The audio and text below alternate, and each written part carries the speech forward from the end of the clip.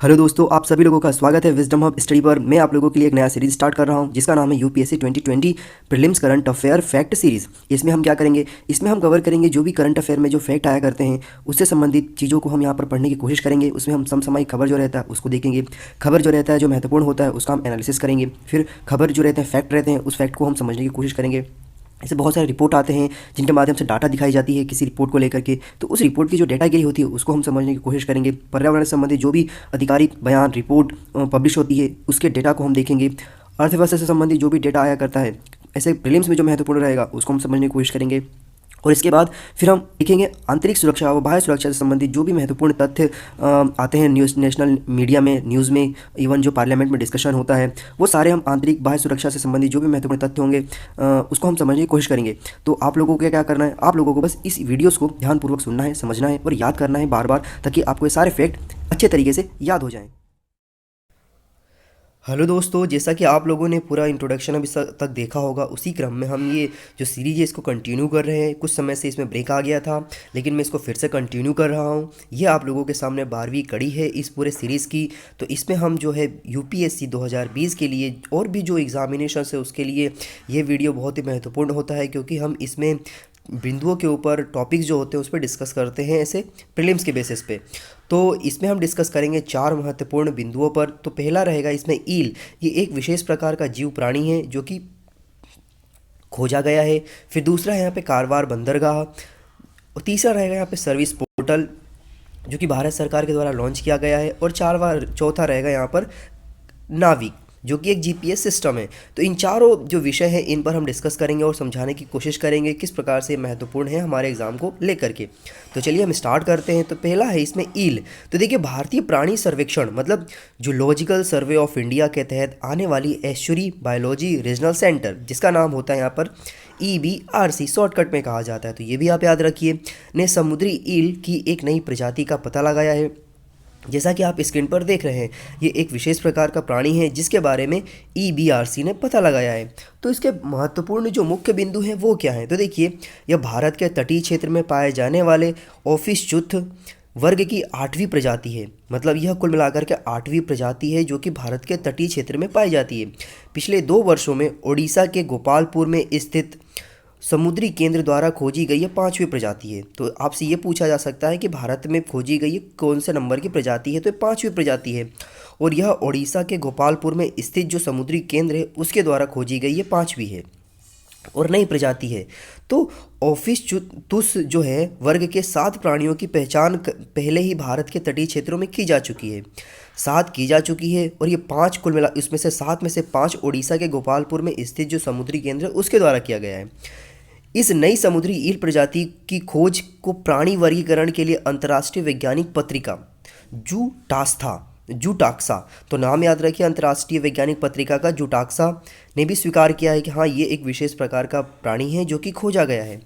तो अब हम बात करते हैं, इसमें आपने सुना होगा ओफिस्थुस क्या है। तो देखिए, ओफिस्थुस कैलाश चंद्रई ये इसका नाम रखा गया है। तो इस नई समुद्री प्रजाति को ओफिचतुस कैलाश चंद्राई नाम दिया गया है। तो यह जो नाम दिया गया है, यह नाम भारतीय प्राणी सर्वेक्षण के निदेशक डॉक्टर कैलाश चंद्र की भारतीय जीव विज्ञान के अहम योगदान का सम्मान करने के लिए नाम दिया गया है। जैसा कि आप लोगों को पता होगा कि कई एक नाम ऐसा है प्राणी का जिसका नाम सचिन तेंदुलकर के नाम पर से भी दिया गया है। तो ऐसे बहुत सारे जो प्रचलित नाम होते हैं विशेष समाज के लिए किए हुए लोगों के द्वारा नाम, तो उन नामों को दे दिया जाता है।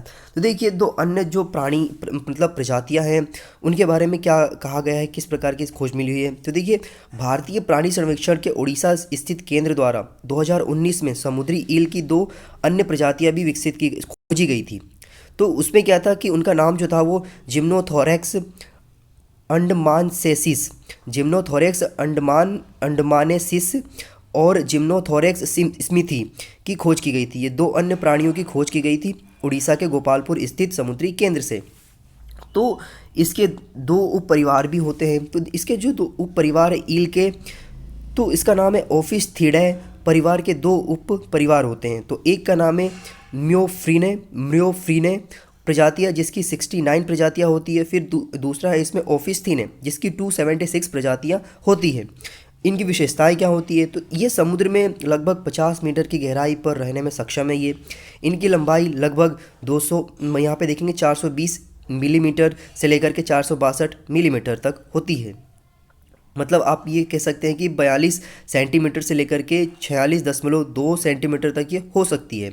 ये हल्के भूरे रंग के होते हैं, इसके सफ़ेद पंख होते हैं, इसके ऊपर अच्छी तरह से विकसित एक पृष्ठीय पंख भी होता है, जैसा कि आपने प्रारंभ में इसके वीडियो में देखा था। फिर इसके दांत मध्यम लंबे एवं शंक्वाकार होते हैं। ये छोटी मछलियों और केकड़ों का शिकार करती है। तो ये इस ईल के बारे में इंफॉर्मेशन थी। अब दूसरा हम देखते हैं कारवार बंदरगाह।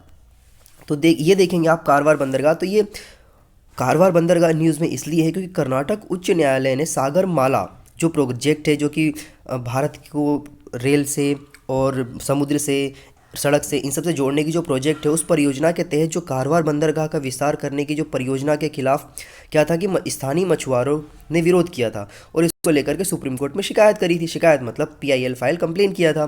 तो इस विरोध को देखते हुए इसके दूसरे चरण के कार्यों पर रोक लगाने का आदेश दे दिया है कर्नाटक उच्च न्यायालय ने। तो आप देखेंगे कि कारवार पोर्ट कहाँ पर है। तो ये जो कारवार पोर्ट है ये जो बेंगलुरु के बाद फिर मैंगलोर आता है, मैंगलोर के पास ये स्थित है कारवार बंदरगाह। तो अब हम समझने की कोशिश करते हैं कि इसके प्रमुख बिंदुओं में क्या है और क्यों न्यूज़ में है और क्या समस्या थी इसकी और क्यों विकसित किया जा रहा था इसको। तो देखिए, कारवार बंदरगाह का विस्तार कार्य अरब सागर तट पर स्थित उत्तरा कन्नड़ जिले में हो रहा था। इस समुद्री तट को रविंद्रनाथ टैगोर समुद्री तट भी कहा जाता है। तो आप याद रखिए कि इस तट को रविंद्रनाथ टैगोर समुद्री तट भी कहा जाता है, क्योंकि मोस्टली यदि आपसे पूछा जाएगा तो ज़्यादातर बच्चे हैं ना वो लगा देंगे कि यह जो तट है यह पश्चिम बंगाल में है, क्योंकि रविंद्रनाथ टैगोर पश्चिम बंगाल से आते थे। तो इसलिए आपको ध्यान रखना है कि रविंद्रनाथ टैगोर समुद्री तट कहाँ पर स्थित है, कर्नाटक में स्थित है।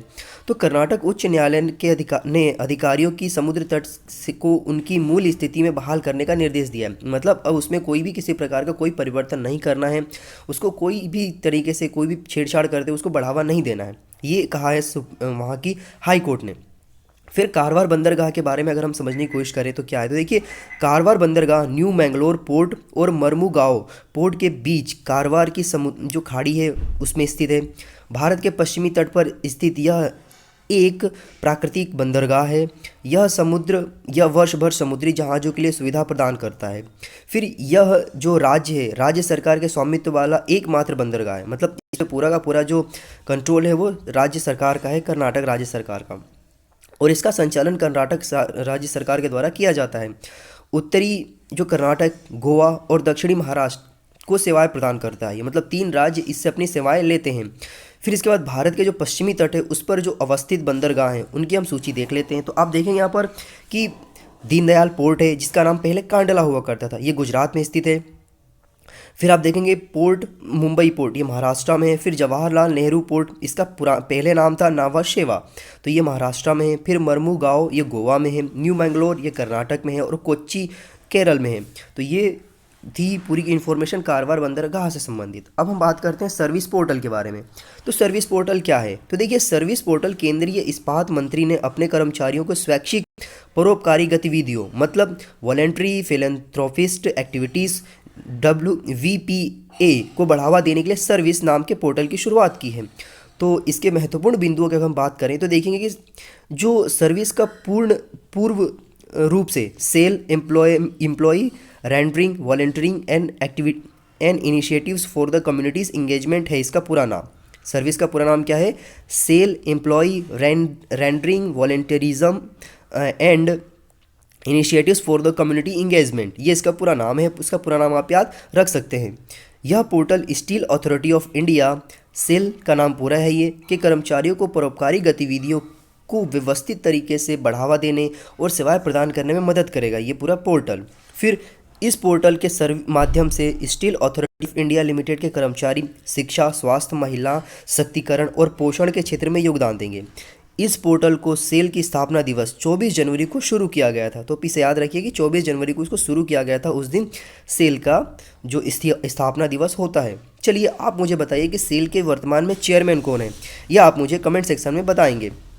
और जो सेल है, स्टील अथॉरिटी ऑफ इंडिया, ये एक महारत्न कंपनी है। याद रखिए, ये एक महारत्न कंपनी है। अब हम बात करते हैं हमारे चौथे विषय पर, जिसका नाम है नाविक।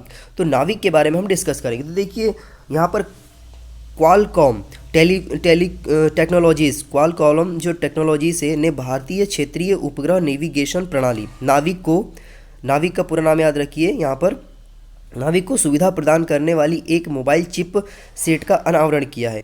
उपयोगकर्ता ऐसे मोबाइल चिप सेट से युक्त नाविक का उपयोग भारतीय क्षेत्र एवं उसके पड़ोसी देशों में कर सकेंगे।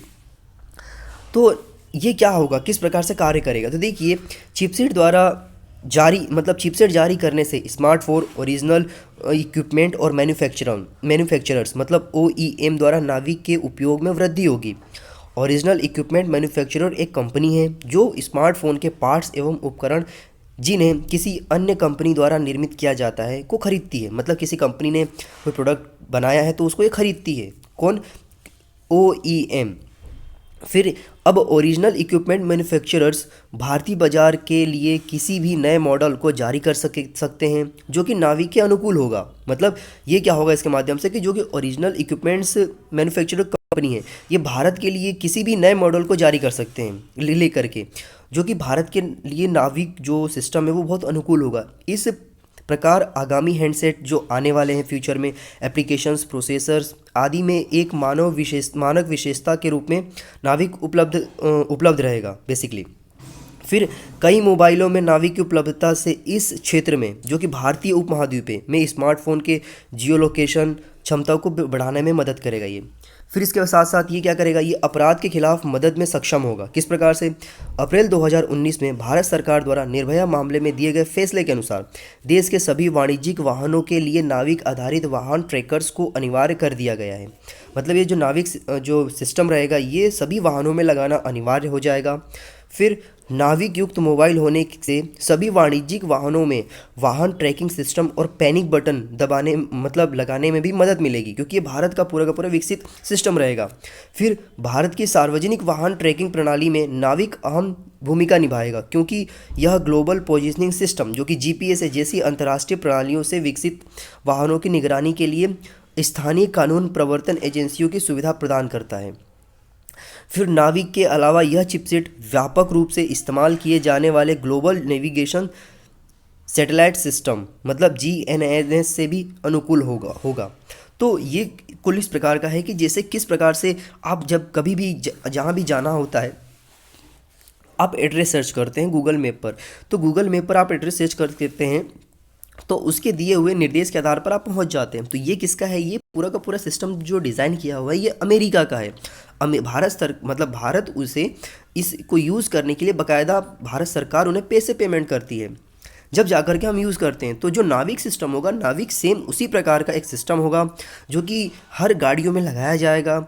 जो कि ये जो सिस्टम रहेगा, ये सिस्टम हमें फिर से जिस प्रकार से आप सुविधापूर्वक गूगल मैप का इस्तेमाल करते हैं तो आप नाविक का भी इस्तेमाल करेंगे सैटेलाइट की मदद से। तो ये पूरा का पूरा जो है ये अभी आप देखेंगे तो भारत में कार्य कर रहा है। बहुत सारे विभिन्न क्षेत्र हैं जहाँ पर सेना में इसका उपयोग चल रहा है बाकायदा, और आने वाले भविष्य में हम देखेंगे कि इसका इस्तेमाल हम खुद करते हुए नज़र आएंगे गूगल मैप की जगह। तो ये एक बहुत ही अच्छा विकसित किया हुआ प्रणाली है जिसके माध्यम से हम उपयोग कर रहे हैं और समझने की कोशिश कर रहे हैं कि किस प्रकार से हमारे जो खर्चे हम करते हैं दूसरे देशों को देते हैं, हम क्यों ना उसी चीज़ को विकसित करके हमारे देश के लोगों को उपलब्ध कराएं, ताकि जो हम खर्चा दूसरी जगह पे करते हैं पैसा दे करके, उन्हीं से हमारे देश में टेक्नोलॉजी विकसित कर सके। तो ये एक बहुत अच्छी पहल है भारत सरकार के द्वारा। तो दोस्तों ये वाला वीडियो जो था यहाँ पे कंप्लीट होता है। तो आप लोगों के लिए जो ये वीडियोस हैं ये डेली आपको 7 बजे से 7:30 बजे के बीच में आपको ये वीडियो अपलोड होके आ जाएगा यूट्यूब पर। तो आप इसे देखिए और अपने दोस्तों के साथ शेयर करिए ताकि इस प्रकार की जो भी इन्फॉर्मेशन रहे वो आपको मिल सके, और एग्ज़ाम में जब भी इस प्रकार के किसी भी बिंदु से किसी भी टॉपिक से सवाल आए तो आप उसे डिस्कस कर सकें और उसे सॉल्व कर सकें। So thank you so much, have a good day, जय हिंद, जय भारत। दोस्तों मैं अनअकैडमी पर पढ़ाता भी हूँ। अनअकैडमी पर मेरे कोर्सेज अवेलेबल हैं जो कि डिज़ाइन किए गए हैं मेरे द्वारा। 29 कोर्सेज डिज़ाइन किए गए हैं, 300 से ज़्यादा वीडियोस अवेलेबल है, अपने जाकर के देख सकते हैं। इसके साथ ही यदि आप अनअकैडमी कोई भी प्लस कोर्सेज परचेस करना चाहते हैं तो आप मेरा कोड यूज़ करिए IMMonkey28। आप यहाँ पर 10% का डिस्काउंट अवेल कर सकते हैं ऑन एवरी प्लस कोर्सेज। आप यहाँ पर देख सकते हैं जो मेरे कोर्सेज डिज़ाइन किए गए हैं ये सारे कोर्सेज करंट अफेयर के हैं, स्पोर्ट्स के हैं, हिस्ट्री के माइंड लाइनर MCQ हैं, अवार्ड से संबंधित हैं, गवर्नमेंट स्कीम्स हैं, पॉलिटिकल के जो भी यहाँ पर इशू होते हैं वो है इंटरनेशनल रिलेशंस हैं, इंटरनेशनल बाउंड्रीज़ हैं। फिर इसके बाद यहाँ पर आप देखेंगे डिफेंस, साइंस, टेक्नोलॉजी, वो हैं जितने भी यहाँ पर इंडाइसेस रिपोर्ट आती है उन सब की इन्फॉर्मेशन यहाँ पर दी गई। ये सारे कोर्सेज डिज़ाइन किए हुए मेरे द्वारा। ये देखिए आप यहाँ पर, तो ये सभी कोर्सेज है जो कि आपको बहुत ज़्यादा बेनिफिशियल रहेंगे से एमपीपीएससी की प्रिपरेशन के लिए। आपको बहुत ज़्यादा आइडेंटिफाइड, वेरीफाइड तरीके से ये डिज़ाइन किए हुए कोर्सेज है, क्योंकि अनअकैडमी पर कोई भी ऐसे कॉपी किया हुआ कंटेंट नहीं डाला जाता है। ओके, तो आप इन्हें जाकर के देखिए, आपको बहुत ज़्यादा फायदा होगा। मैं इनकी लिंक्स जो है कोर्सेज की मैं डिस्क्रिप्शन बॉक्स में प्रोवाइड करा दूँगा, आप लोग वहाँ पर जाकर के एक्सेस कर सकते हैं। और इसके साथ ही जो मेरे फेसबुक के पेजेस हैं जहाँ पर मैं करंट अफेयर डालता हूँ, अनअकैडमी के जो लिंक्स हैं कोर्सेज़ के वो, और इसके बाद टेलीग्राम पे जहाँ पर मैं पीडीएफ डालता हूँ, और व्हाट्सएप के जो ग्रुप्स हैं उनकी भी लिंक मैं आपको डिस्क्रिप्शन बॉक्स में प्रोवाइड करा दूँगा, और मैं कमेंट सेक्शन में पिन कर दूँगा, वहाँ पर जाकर के भी आप ज्वाइन कर सकते हैं।